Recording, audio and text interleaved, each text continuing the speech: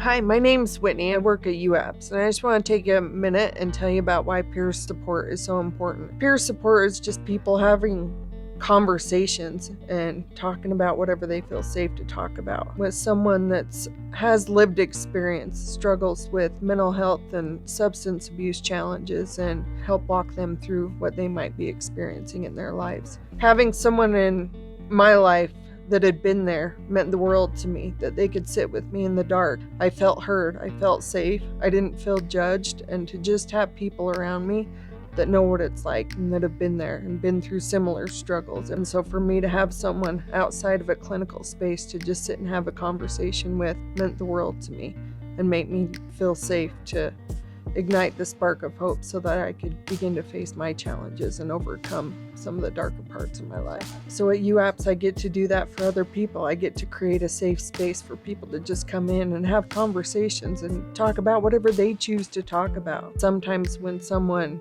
feels safe enough to be vulnerable about some of their stuff, it automatically makes someone else feel safe, that it's okay to talk about those things that we've been burying deep inside of us that are causing all that hurt and pain. And when we're sitting across from someone that's had similar struggles, we feel safe enough to start talking about ours and working through them. So at UAPSS, we have drop-in groups Monday through Friday. Our first group is Coffee and Reflections. Just come sit down and have a cup of coffee, and we read from a couple different books, and really it just takes off. And here, what's most valuable to me is there's no agenda.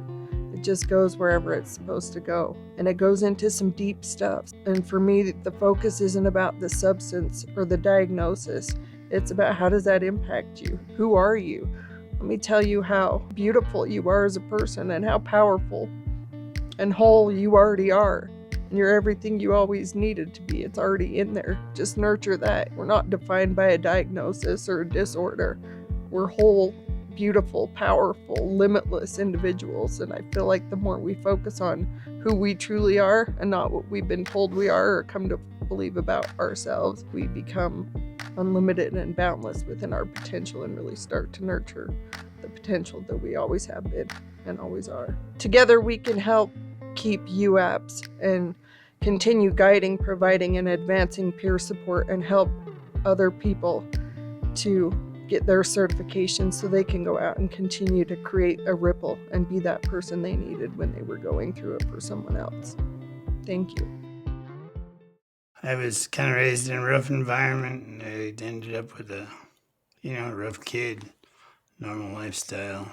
I guess normal lifestyle is wrong. I had quite the experiences going on. I was runaway before I was even out of elementary school. By the time I was 14, I was in juvenile prison, running amok. I got out of juvenile prison, spent about a year out of confinement, and then almost went straight directly into the adult system. So I spent years and years going in and out of the adult prison. Around 1989, my schizophrenia kicked in. But I had no idea, right? And so I got into some heavy drugs. I did a lot of crazy stuff trying to figure out who I was. Everybody was scared of me. I didn't know what was going on. I spent probably a good 10 or 15 years going in and out of the adult system, all kinds of different, behavioral challenges, and had addiction issues going on as well. It was around 2004 that LDA actually seen me, and he kind of recognized some mental. He told me, you're kind of a burger short of a Happy Meal. Can we get you some help? And I said, sure, And so he had these doctors come in and talk to me, and at that time I didn't know I had mental illness going on. I didn't know what schizophrenia was. They ended up putting me in the state hospital instead of back to prison. And when I got in there, I could finally get a glimpse of what schizophrenia was, and that I had schizophrenia, and a lot of the things that was going on could be due to those effects. And so I spent an extra 2 years in the state hospital trying to figure out what schizophrenia was, how I could try to manage it. And so I spent a good 2.5 years in there researching. They kept offering to let me out, and I didn't want to get out. I wanted to know more about the schizophrenia and who I was, and so I stayed there kind of on a voluntary basis to try to get a hold on what was going on. When I went in, I didn't think I had any mental issues. The judges, I think I scared a lot of people. I went in trying to find a way out so that I could save these kids that I thought were being sacrificed, and I didn't know mental illness. And so when I got there, and there was people with the same kind of things going on as me, and there was no drugs and there was no stigma from the outside world. I could sit in rooms with these people and watch different shows and SmackDown and stuff and see and know that I was having that same kind of situation. It helped me realize that, hey, maybe I do have schizophrenia, right? Maybe I do need.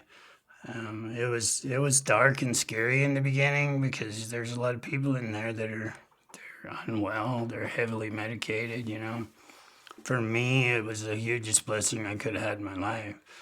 They kept asking me if I was ready to go, and I told them no, I need more information. The hospital taught me how to do reality checks, how to navigate schizophrenia, how to have the voices and not react to voices, and they taught me a lot there that I couldn't have learned anywhere else, I don't think. And so in the beginning, it was quite dark. In the end, I didn't want to leave because I was afraid of what was coming on the outside. The stigmas, the looking different, the not fitting in, all the fears of what community would do when I got there. But I charged through it, and I ended up getting some other treatment beyond that. I think to summarize is the ability to ignite a spark of hope is always there. We need to listen and not stigmatize somebody because they got a different personality or movement of their body or whatever.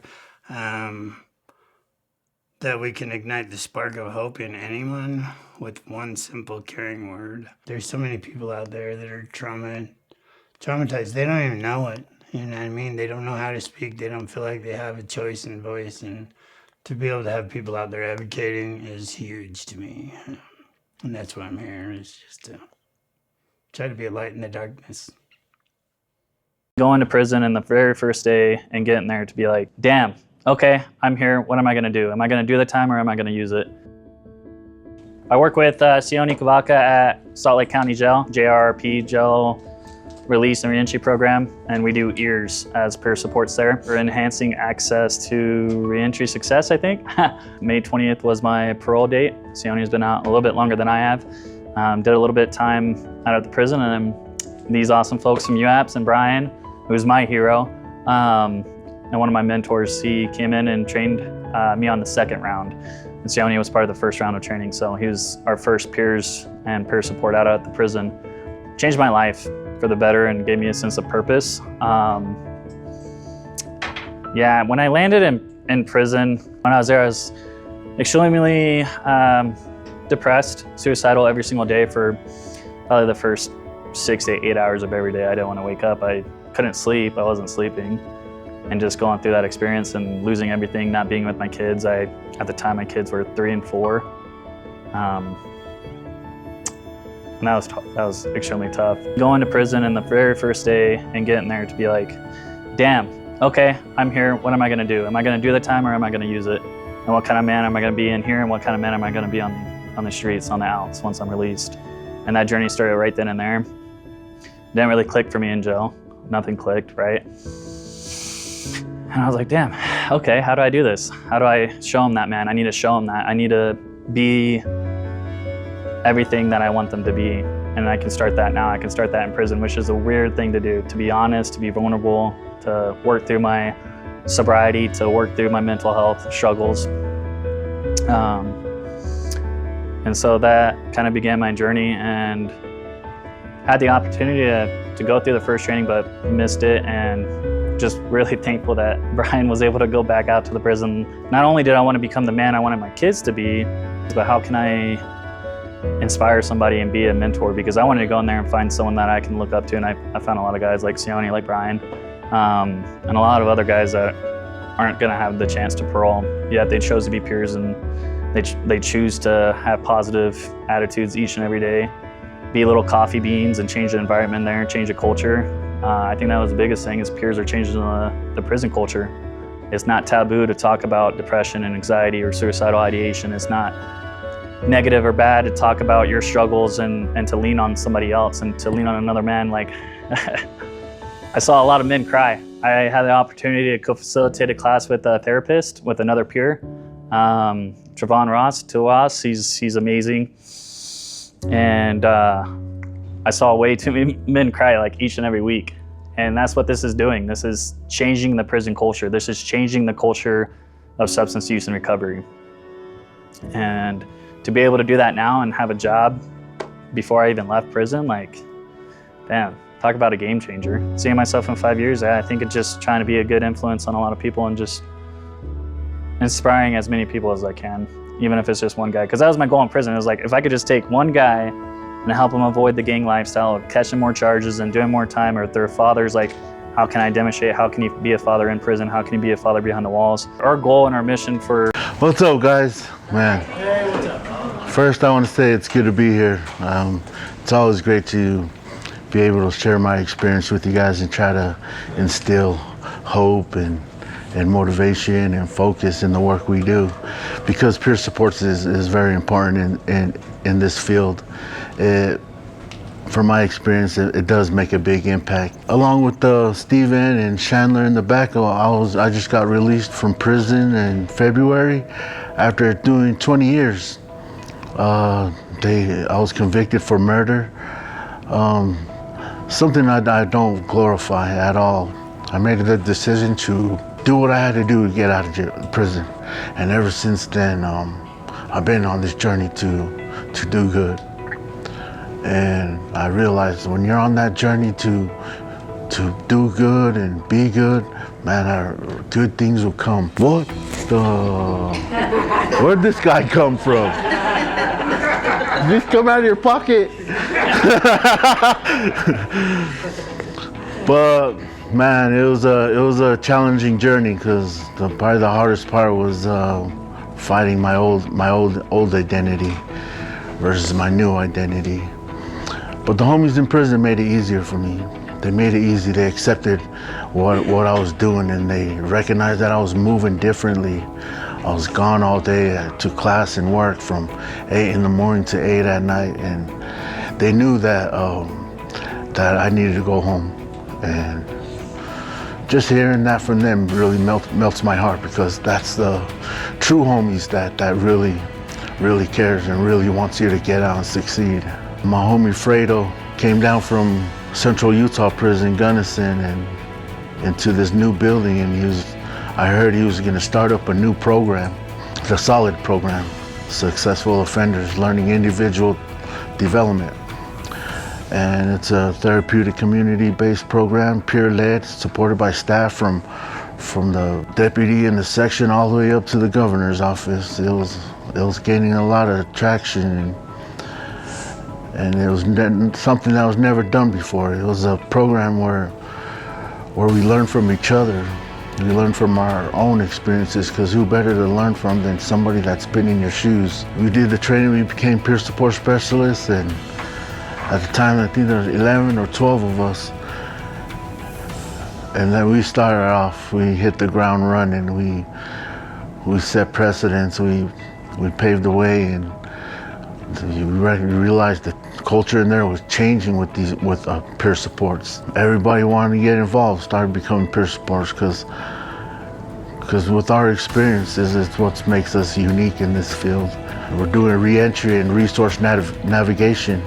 Our program is called JRP, Jail Resource Reentry Program. Also, there's another program we're a part of, it's called EARS. Enhanced Access Reentry Service, something like that. I think the name's gonna change. But even peer supports, since we've started there, is making an impact. We're talking to inmates coming out of jail, try to provide them with resources to become successful out there, very grateful to be here in front of you guys, because I want you guys to know that you guys can make that same impact too. Just with your experiences alone can make an impact on people.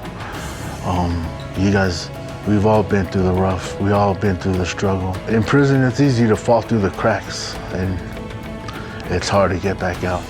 In the back of my head, there was always hope that I wanted to be with my family again. And I believe that's how I made it this far. Any more questions for this guy? Besides his debit card number? Thank you guys. Proud of you guys.